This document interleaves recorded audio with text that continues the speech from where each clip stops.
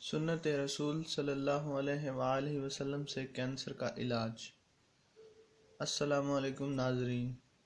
Cancer ایک ایسا مرض ہے جو خاموشی سے کسی کو بھی شکار بنا لیتا ہے، اور بروقت اس کی تشخیص نہ ہو تو علاج لگ بھگ ناممکن ہو جاتا ہے۔ مگر کچھ علامات ایسی ہوتی ہیں جو کسی مخصوص قسم کے کینسر کی ابتدائی مراحل پر ہی نشاندہی کر سکتی ہیں۔ ناظرین، کینسر کی وجہ سے ہزاروں لوگ موت کے منہ میں چلے جاتے ہیں، اور اس بیماری کی سب سے خطرناک بات اس کا علاج ہے، جس میں مریض کے بال جھڑ جاتے ہیں اور ساتھ ہی مریض کمزوری کا شکار ہو جاتا ہے۔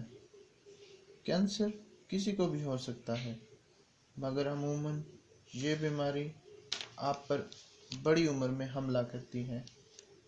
کہا جاتا ہے کہ جن افراد کی عمر 50 سال سے زیادہ ہے ان کو کینسر ہونے کا زیادہ خطرہ ہوتا ہے، لیکن صحت مند زندگی کے چند آسان اصول اپنا کر اس بیماری سے بچا جا سکتا ہے۔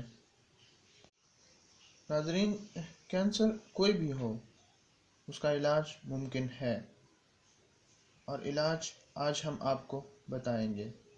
سنت رسول صلی اللہ علیہ وآلہ وسلم سے ہر کینسر کا علاج ممکن ہے۔